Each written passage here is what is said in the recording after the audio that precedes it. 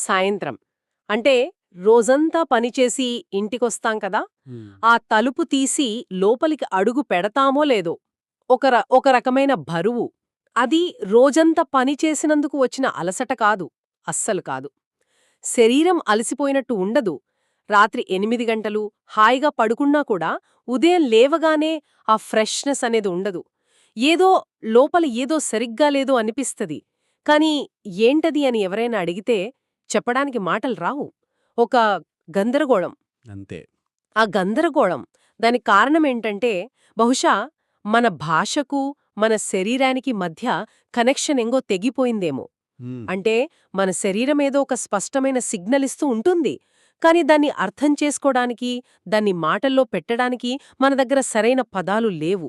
అందుకే సింపుల్గా ఒత్తిడి అనో, అలసట అనో ఒక పేరు పెట్టేసి ఆహా దాన్ని పక్కన పెట్టేస్తాం. నిజమే. ముందుకు వెళ్ళిపోవడానికి ప్రయత్నిస్తాం కానీ కానీ ఆ సిగ్నల్ ఆగదు. ఆ బరువు పోదు. లోపల ఎక్కడో ఒక మూల అలానే ఉండిపోతుంది. అవును, ఆఫీస్ ఫైల్స్, మీటింగ్స్, బయట ప్రపంచం అదంతా తలుపు దగ్గరే ఆగిపోవచ్చు. కాని ఈ బరువు, ఇది మాత్రం మనతో పాటే లోపలికి వస్తుంది. చెప్పుల్లాగా దీని బయట విడిచిపెట్టలేం కదా. ఇంట్లో అడుగుపెట్టగానే పిల్లలరుపులు, టీవీలో ఏదో శబ్దం, వంటింట్లో అమ్మ చేసే పనులు, ఈ శబ్దాలన్నీ మన చుట్టూ ఉన్నా కూడా మనసులో మాత్రం ఒక నిశ్శబ్దమైన ఆలోచన ఆగకుండా తిరుగుతూనే ఉంటుంది. మ్మ్.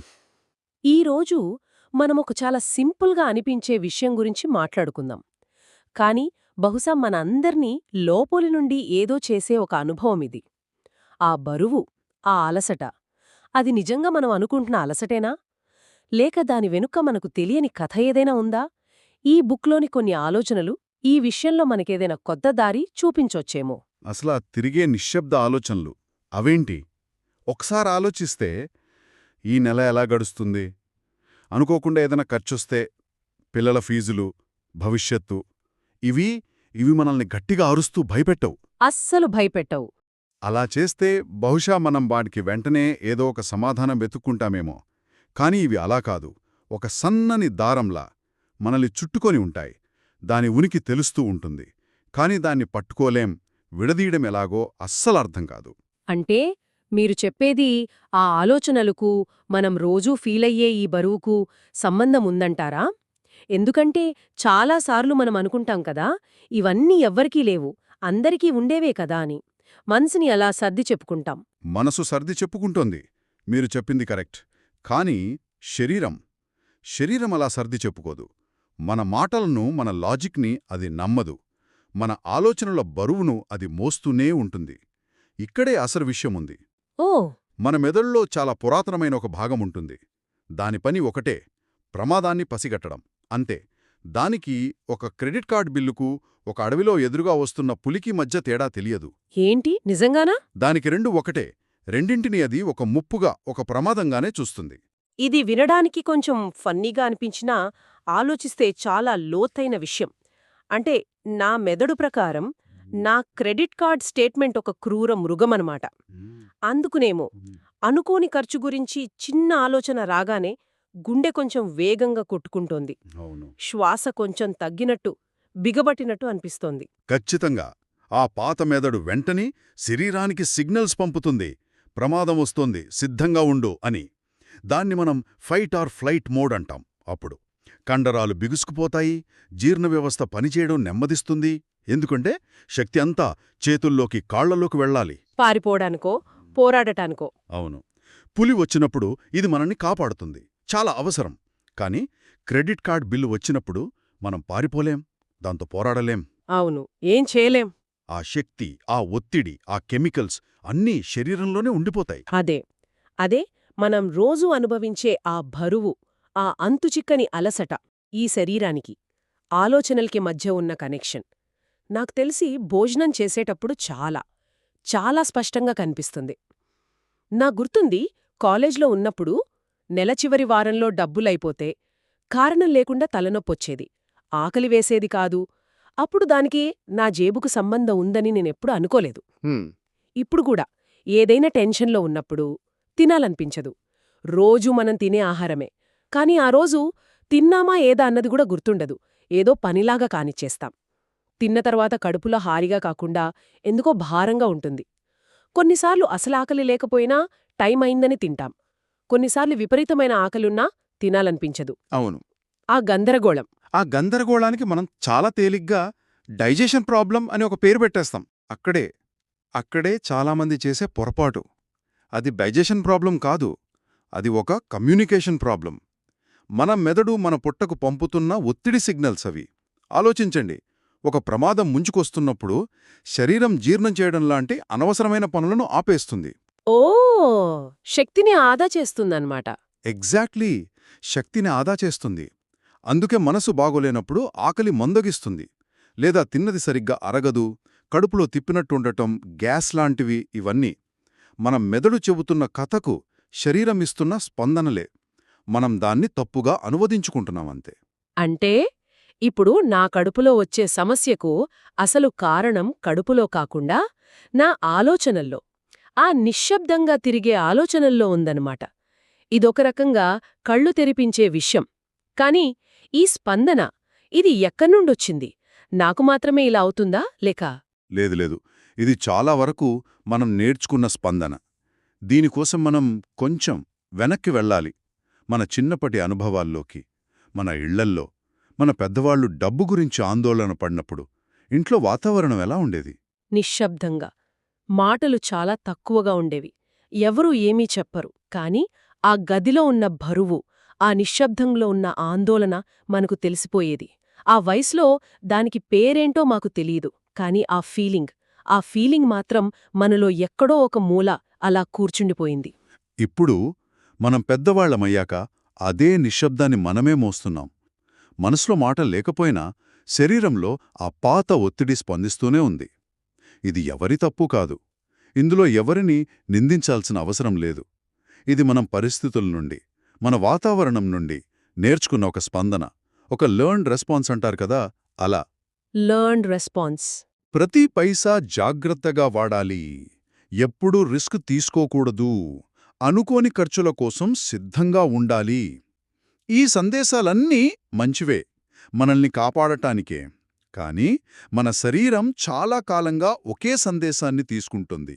ఎప్పుడూ జాగ్రత్తగా ఉండు, ఎప్పుడూ అప్రమత్తంగా ఉండు అని. ఆ అలర్ట్ మోడ్లో నిరంతరం ఉండటం. అది ఒక కార్ ఇంజన్ను రోజంతా ఆన్ చేసి వదిలేసినట్టు. అది శరీరానికి ఎంత అలసటనిస్తోంది. బహుశా ఆ అలసటే మనం సాయంత్రం ఇంటికి మోసుకొచ్చే బరువు. అర్థమవుతోంది. అవును. అంటే నా శరీరం నన్ను కాపాడటానికే ప్రయత్నిస్తోంది. కాని దాని పద్ధతి కొంచెం పాతది. ఇప్పటి పరిస్థితులకు అది అప్డేట్ అవ్వలేదన్నమాట. సరిగ్గా చెప్పారు. అది ఒక పాత సాఫ్ట్వేర్ మీద రన్ అవుతోంది. ఆ సాఫ్ట్వేర్ మన చిన్నప్పుడు ఇన్స్టాల్ చేయబడింది. అప్పటి పరిస్థితులకు అది సరైనదే. కాని ఇప్పుడు పరిస్థితులు మారాయి, మనం మారాం. కానీ శరీరం అదింకా పాత పద్ధతిలోనే స్పందిస్తోంది. సమస్య ఏమిటంటే మనం ఆ స్పందనను గమనించడం మానేశాం. అది మనలో ఒక భాగమైపోయింది, సహజమైపోయింది. అవును, నిజమే. అంతగా కలిసిపోయింది. ఇప్పుడు మనం కాస్త ఆగి శరీరం ఏమి చెబుతోందో వినాల్సిన సమయమొచ్చింది. అదే అసలైన విషయం. శరీరం, అది పెద్దగా అరవదు, అది మనతో గొడవ పడదు. అది చాలా చిన్న సంకేతాలు మాత్రమే ఇస్తుంది. కడుపులో అకారణంగా వచ్చే తిప్పడం, రాత్రి ఎన్ని గంటలకు పడుకున్నా మధ్యలో మెలకువ రావడం, ఉదయం లేవగానే శక్తి లేకపోవడం, ఒక చిన్న పనిమీద కూడా ఏకాగ్రత పెట్టలేకపోవడం. వీటన్నింటినీ మనం వేర్వేరు సమస్యలుగా చూస్తాం. అవును, గ్యాస్ ప్రాబ్లం అంటాం, నిద్రలేమి అంటాం, బద్ధకం అంటాం. కాని ఇవన్నీ వేర్వేరు సమస్యలు కావు. ఒకే కథలోని వేర్వేరు భాగాలు, ఒకే నవలలోని వేర్వేరు అధ్యాయాలు. ఆ కథ పేరు తెలియకే మనం ఇన్ని రోజులు గందరగోళపడ్డాం. ప్రతి లక్షణానికి ఒక మందు వేసుకుంటూ అసలు మూలాన్ని పట్టించుకోవడం లేదు. శరీరం చెప్పేది వినడానికి మనం సిద్ధంగా లేము. బహుశా అది చెప్పేది వింటే ఎక్కడ బాధ కలుగుతుందోనని ఒక భయమేమో. ఆ కథను పూర్తిగా అర్థం చేసుకోవడానికి తొందరపడాల్సిన అవసరం లేదనమాట. ఎందుకంటే ఇది ఒక్క రోజులో మొదలైన విషయం కాదు కదా. చాలా సంవత్సరాలుగా, బహుశా మనకు తెలియకుండానే మనతో పాటే నడుస్తున్న విషయం. పరిష్కారాల కోసం, సొల్యూషన్స్ కోసం వెతకడం కన్నా ముందు కేవలం గమనించడం, వినడం, దీనిమీద దృష్టి పెట్టాలి. కానీ ఎలా? రోజువారీ జీవితంలో దీన్నెలా గమనించాలి? చాలా చాలా చిన్నగా మొదలుపెట్టాలి. ఉదాహరణకు, మీ ఫోన్కు ఒక బ్యాంక్ అలర్ట్ మెసేజ్ వచ్చినప్పుడు ఒక్క క్షణం ఆగండి. ఆ మెసేజ్ చదివిన వెంటనే మీ శరీరంలో ఏం జరుగుతోందో గమనించండి. మీ శ్వాస వేగంగా అయిందా లేక ఆగిపోయిందా? మీ భుజాలు పైకి లేచాయా తెలీకుండానే? పొట్టలో ఏదైనా చిన్న కదలిక, ఏదైనా మెలితిప్పినట్టు అనిపించిందా? అంతే. అంతేనా? అంతే. దాన్ని మార్చడానికి ప్రయత్నించకండి. దానికి మంచి, చెడు అని పేర్లు పెట్టకండి. కేవలం ఓ ఇలా జరుగుతోందా అని గమనించండి, ఒక సాక్షిలాగా. సమాధానం వెంటనే దొరకలేదనే ఆందోళన పడక్కర్లేదు. కొన్నిసార్లు ప్రశ్నను సరిగ్గా అర్థం చేసుకోవడమే సగం సమాధానం. ఆ నిశ్శబ్ద బరువు ఏమిటో గమనించడమే ఆ ప్రయాణంలో మొదటి అడుగు. మొదటడుగు. ఈ మొత్తం సంభాషణ ఉద్దేశ్యం కూడా అదే అనిపిస్తోంది. సమాధానాలు వెతకడం కాదు, మన లోపల అసలు ఏం జరుగుతోందో గమనించడం మొదలుపెట్టడం. ఆ బరువుకి ఒక పేరివ్వకుండా అది మనతో ఏం చెప్పాలని ప్రయత్నిస్తోందో వినడం, దాన్ని గుర్తించడం. ఆ పని మొదలు పెడితే చాలు. అదే మొదటి, అతి ముఖ్యమైన అడుగు. దాన్ని అర్థం చేసుకోవడానికి సమయం పడుతుంది. ఖచ్చితంగా. చివరిగా ఒక విషయం. ఈ కథను అర్థం చేసుకోవడం ఒక్క రోజులో అయ్యే పని కాదు. ఎందుకంటే ఇది చాలా కాలంగా మనతో ఉన్న విషయం. అందుకే ఇదిక్కడ ఆగదు. ఆ అనుభవం మనందరికీ చాలా తెలిసిందే కదా. ఇక ఇలా వద్దు, ఏదో ఒకటి మారాలి అని రాత్రి చాలా బలంగా అనుకుంటాం. ఆ క్షణంలో అది చాలా నిజంగా అనిపిస్తుంది. చాలా శక్తివంతంగా కూడా, ఏదో సాధించేస్తాం అన్నంత బలంగా. అవును.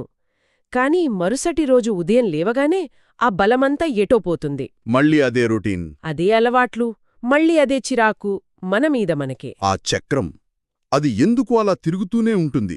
బహుశా అంటే మనం మార్పు కోసం వెతుకుతున్న చోటు సరైనది కాదేమో. అంటే మనం ఎప్పుడూ మార్పు అంటే మనసులో మొదలవ్వాలి అనుకుంటాం, ఒక గట్టి నిర్ణయం.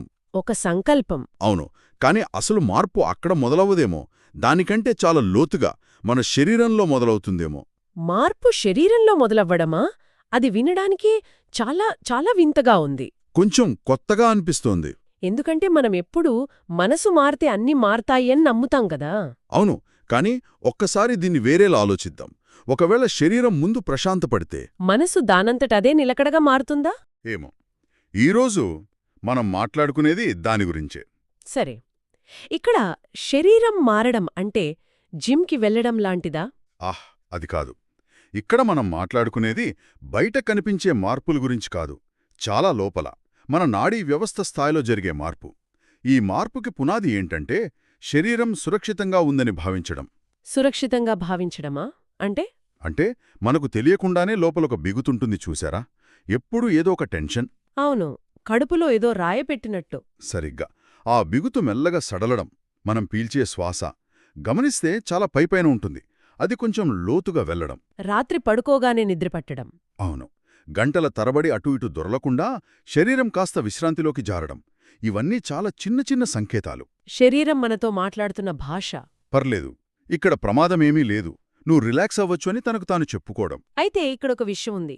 ఇవన్నీ ఒకే రోజులో జరగవు. అస్సలు జరగవు. అద్భుతంలా ఏమీ మారిపోదు. చాలా నెమ్మదిగా, కొన్నిసార్లు మనకు తెలియకుండానే జరిగిపోతుంది. సరిగ్గా అదే అసలైన సవాలు. ఎందుకంటే ఆ మార్పు అంత సూక్ష్మంగా ఉంటుంది కాబట్టి మనం దాన్ని గుర్తించాం. ఎలా? ఉదాహరణకి, ఒకరోజు ఉదయం నిద్రలేస్తారు. ఏ కారణం లేకుండానే అరే ఈరోజు కడుపులో కొంచెం తేలికగా అనిపిస్తోందే అని అనిపిస్తుంది. నిజానికి ఆ రోజంతటికి అదే అతిపెద్ద విజయం. కాని మనం అక్కడ ఆగం కదా. ఆగము. ఆ చిన్న మార్పును, ఆ చిన్న ఫీలింగ్ని ఆస్వాదించకుండా మనసు వెంటనే పరుగెడుతుంది. ఆఫీస్లో పని, కట్టాల్సిన బిల్లులు, వాళ్లతో మాట్లాడాలి. అవును, ఒకదాని తర్వాత ఒకటి ఆలోచనలు దాడి చేస్తాయి.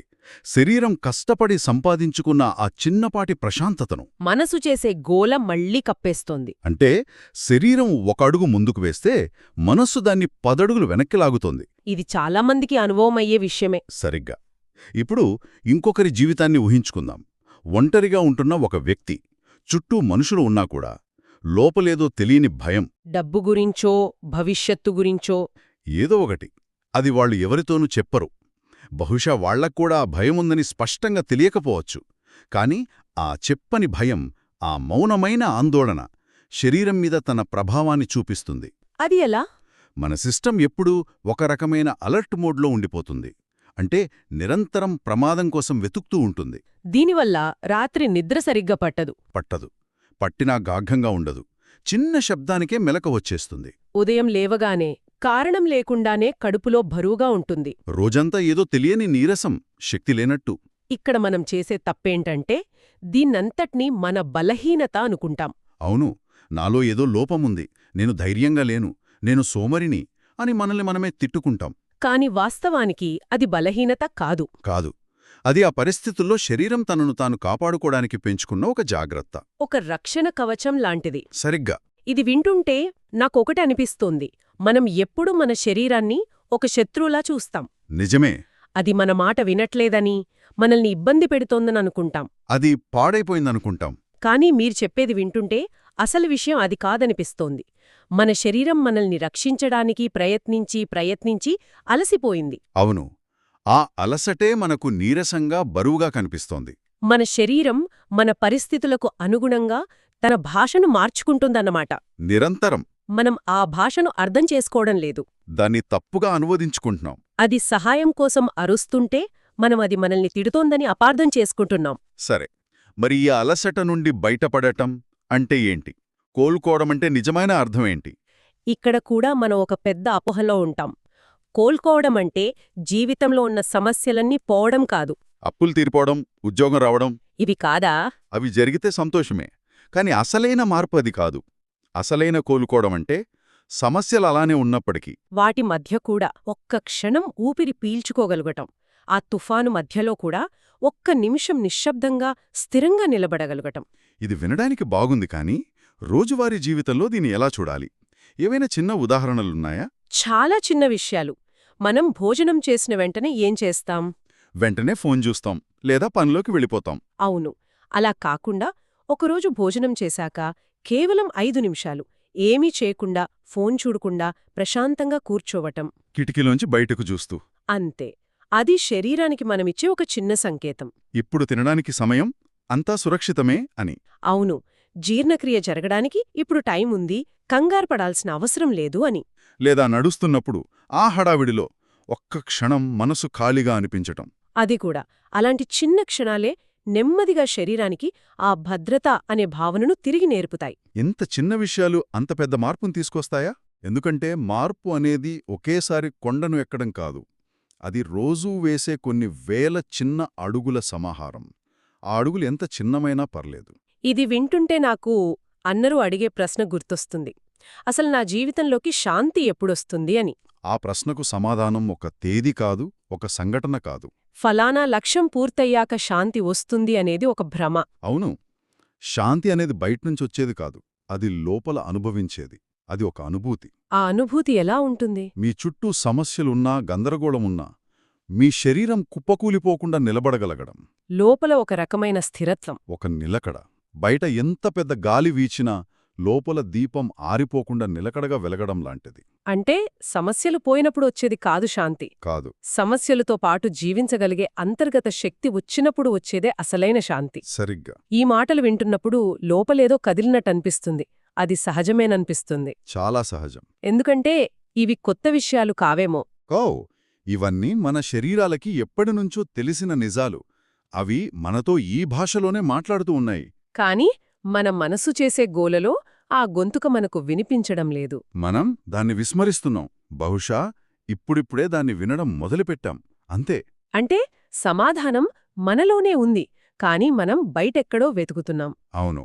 ఈ చర్చ మొత్తాన్ని ఒక చోటకి తెస్తే మన శరీరం మనకు శత్రువు కాదు. అస్సలుగాదు. అది మనని దెబ్బతీయాలని చూడట్లేదు. అది కేవలం తనకున్న పరిజ్ఞానంతో మనల్ని కాపాడటానికి ప్రయత్నిస్తోంది. అది మన నమ్మకమైన మిత్రుడు.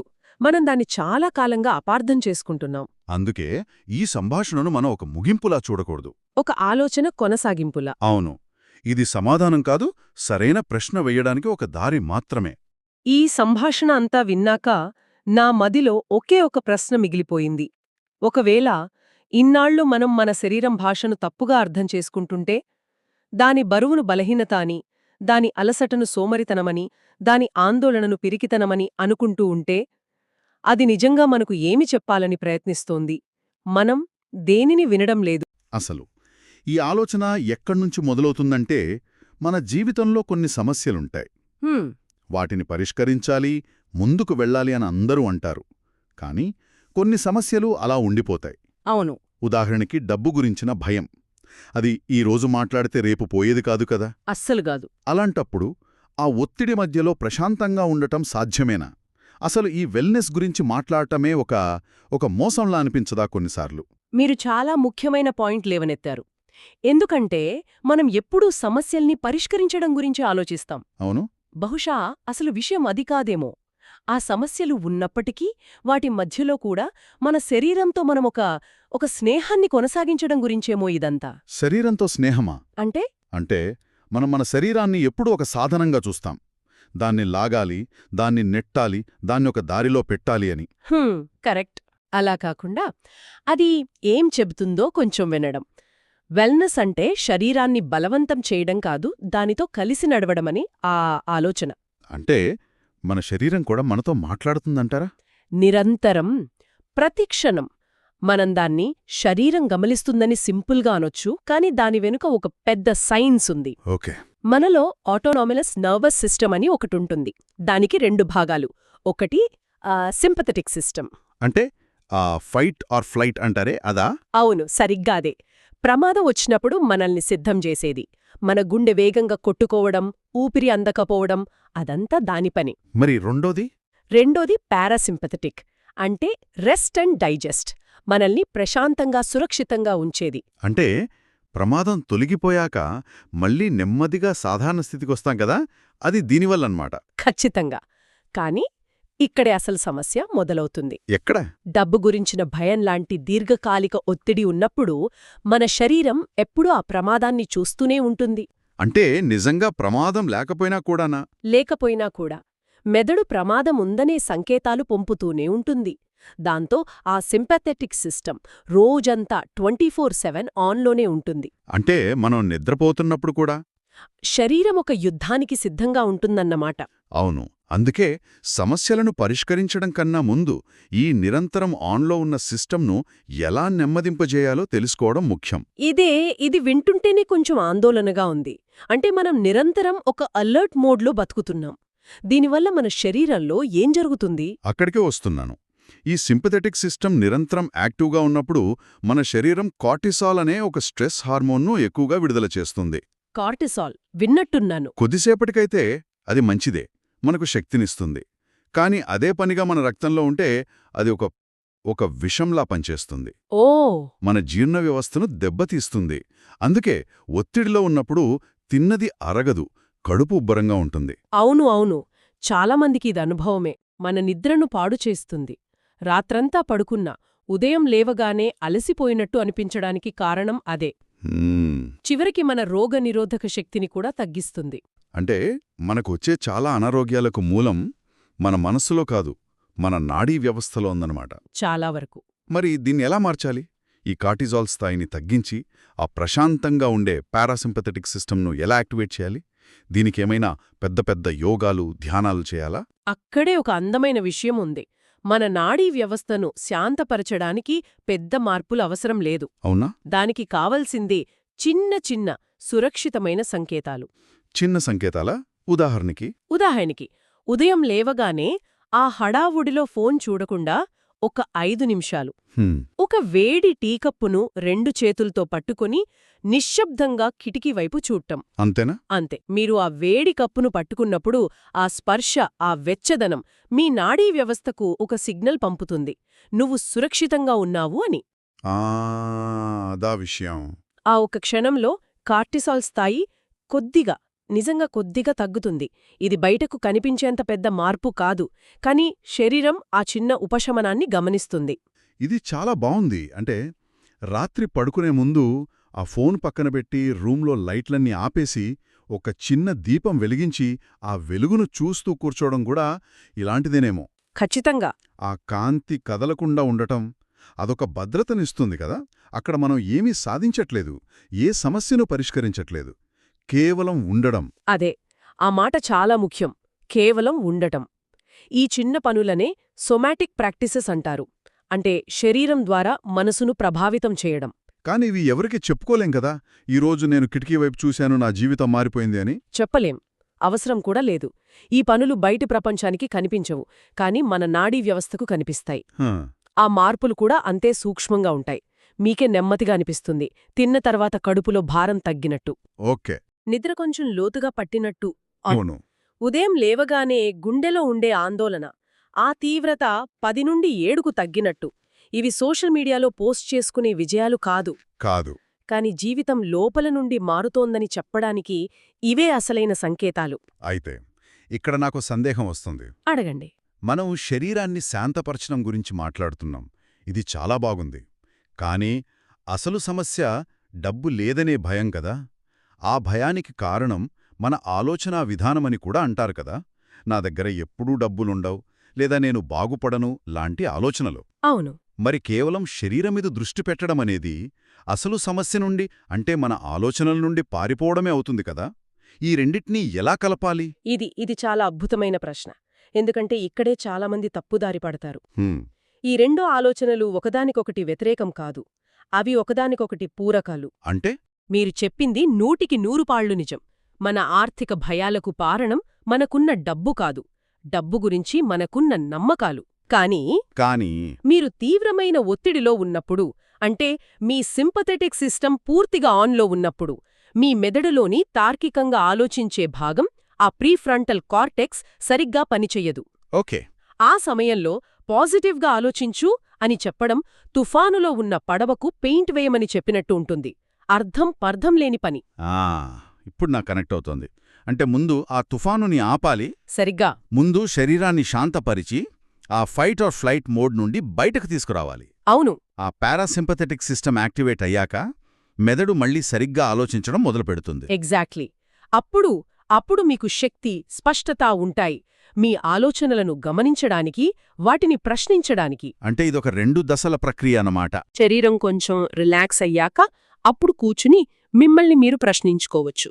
నన్ను ఇంతలా భయపెడుతున్న ఆలోచన ఏంటి? అది నిజంగా నిజమేనా? దానికి వేరే కోణమేమైనా ఉందా అని. పర్ఫెక్ట్. శరీరాన్ని శాంతపరచడం మొదటి అడుగు అయితే, ఆలోచనలను గమనించడం రెండవ అడుగు. ఒకటి లేకుండా రెండవది పూర్తి కాదు. అయితే ఒక వారం రోజులు ఈ చిన్న పనులు చేశాక అంతా బాగుంది అనిపిస్తుంది, కానీ మళ్ళీ ఏదో ఒక రోజు ఆ పాత ఒత్తిడి, పాత భయం మీదికి వస్తుంది. అప్పుడు మనం ఫెయిల్ అయినట్టేనా? అస్సలు కాదు. అక్కడే మనం చాలా దయగా ఉండాలి మనతో మనం. ఈ ప్రయాణంలో పరిపూర్ణత, పర్ఫెక్షన్ అనేది లేదు, ఉండకూడదు కూడా. మళ్లీ పాత ఒత్తిడి రావడమనేది మనం వెనక్కి వెళ్లడం కాదు, అది మనుషుల స్వభావం. బహుశా ఆ రోజు ఏం జరిగిందో గమనించడానికి అదొక అవకాశమేమో. చాలా బాగా చెప్పారు. అదొక అవకాశం, అదొక డేటా పాయింట్. ఆ సమయంలో మనల్ని మనం నిందించుకోకుండా, ఓకే, ఈరోజు నా సిస్టమ్ మళ్లీ యాక్టివేట్ అయింది, దీనికి కారణమైన ఆలోచన ఇది, పర్వాలేదు అని గమనించగలగడమే అసలైన పురోగతి. అంటే మన లక్ష్యం ఒత్తిడిని పూర్తిగా సున్నా చేసేయడం కాదు, ఒత్తిడిని తట్టుకునే మన సామర్థ్యాన్ని పెంచుకోవడం. ఆ క్షణంలో మన శరీరం వైపు తిరిగి, పర్లేదు, ఈరోజు కష్టంగా ఉంది, నాకు తెలుసు, అయినా నేను నీతోనే ఉన్నాను అని చెప్పుకోవాలి. ఆ చిన్న మాట చాలు. ఈ మొత్తం సంభాషణ వింటుంటే మనం మన శరీరాన్ని ఒక శత్రువులా కాకుండా ఒక మిత్రుడిలా చూడాలనే విషయం స్పష్టమవుతుంది. అవును. మనం దాన్ని ఎంత నిర్లక్ష్యం చేసినా అది చివరికి మనల్ని బతికించడానికే ప్రయత్నిస్తుంది కదా. అది పంపే అలసట, నొప్పి, ఆందోళన ఇవన్నీ మనల్ని శిక్షించడానికి కాదు, మన దృష్టిని ఆకర్షించడానికి. ఖచ్చితంగా. మన శరీరం మనకు వ్యతిరేకంగా ఎప్పుడూ లేదు, పుట్టినప్పట్నుంచి మనకోసమే పనిచేస్తోంది. మనం దానికి సరైన ఆహారం, నిద్ర ఇవ్వకపోయినా, మానసిక ఒత్తిడితో హింసించినా, అది చివరి వరకు మనల్ని కాపాడటానికే చూస్తుంది. మనం చేయాల్సిందల్లా దాన్ని కొంచెం నెమ్మదిగా, కొంచెం ప్రేమగా చూడటం. మనం దాన్ని అలా చూసుకుంటే అది కూడా మనల్ని అంతే నెమ్మదిగా ఒక తల్లిలా భద్రంగా మోస్తుంది. మన భయాలను, మన ఆందోళనలను కూడానా? వాటితో పాటే, వాటిని మనతో పాటే మోస్తుంది. అంటే మనం మొదలుపెట్టిన ప్రశ్నకు వస్తే, నిజమైన సమస్యలున్నప్పుడు వెల్నెస్ అనేది ఒక అబద్ధం కాదు. బహుశా ఆ సమస్యలను తట్టుకునే శక్తిని మన శరీరం నుండే, మన నాడీ వ్యవస్థ నుండే సంపాదించుకోవడం, అదే అసలైన వెల్నెస్ ఏమో. అవును. శరీరాన్ని వినడం, ఆలోచనలను గమనించడం, రెండింటి మధ్య ఒక స్నేహాన్ని నిర్మించడం, అదే. ఈ సంభాషణలో నాలో కలుగుతున్న ఒక చివరి ఆలోచన. చెప్పండి. మనమెప్పుడూ మన ఒత్తిడిని నియంత్రించాలి, జయించాలి అనుకుంటాం. అవును, ఒక శత్రువులా చూస్తాం. అవును. కాని అసలైన పని అది కాదేమో. మన శరీరం పంపుతున్న ఆ సంకేతాలను ఒక శత్రువుగా కాకుండా, మన జీవితంలో ఏదో ముఖ్యమైన విషయం గురించి మనతో మాట్లాడటానికి ప్రయత్నిస్తున్న ఒక దూతగా చూడ్డం మొదలుపెడితే ఎలా ఉంటుంది? ఆ ఆలోచనే చాలా ప్రశాంతంగా ఉంది. అప్పుడు మన ప్రయాణం పూర్తిగా మారిపోవచ్చు. ఈ సంభాషణ ఇక్కడితో ఆగిపోయేదిలా అనిపించట్లేదు నాకు. ఇంకా ఎన్నో ప్రశ్నలు, ఎన్నో ఆలోచనలు మిగిలున్నాయి. నిజమే. ఈ సంభాషణ ఇక్కడితో పూర్తవుతున్నట్టు అనిపించినా ఇదొక విరామం మాత్రమే. హా, ఒక ఫుల్ స్టాప్ కాదు, ఒక కామ. అవును. ఈ ఆలోచనను మనతో పాటు ముందుకు తీసుకువెళ్లడం. ఇలాంటి నిశ్శబ్ద సంభాషణలను, ఈ ప్రవాహాన్ని ఇష్టపడేవారికి ఈ ఆలోచనలు ఇక్కడే ఆగిపోవాల్సిన అవసరం లేదు. లేదు. వెల్నెస్ కీక్స్లో ఇలాంటి ఆలోచనలను, ఇలాంటి సంభాషణలను మనం మళ్లీ మరింత నెమ్మదిగా పంచుకుంటూనే ఉంటాం. ఈ సంభాషణ మీకు కనెక్ట్ అయింది అనిపిస్తే ఛానల్ని సబ్స్క్రైబ్ చేసి ఇతర ఎపిసోడ్స్ వీడియోలు కూడా ఒకసారి చూడండి. అవన్నీ కూడా ఇదే ప్రవాహంలో, ఇదే లోతులో ఉంటాయి. తొందర లేదు, హడావుడి లేదు. నెమ్మదిగా మనుషుల్లా ముందుకు సాగుదాం.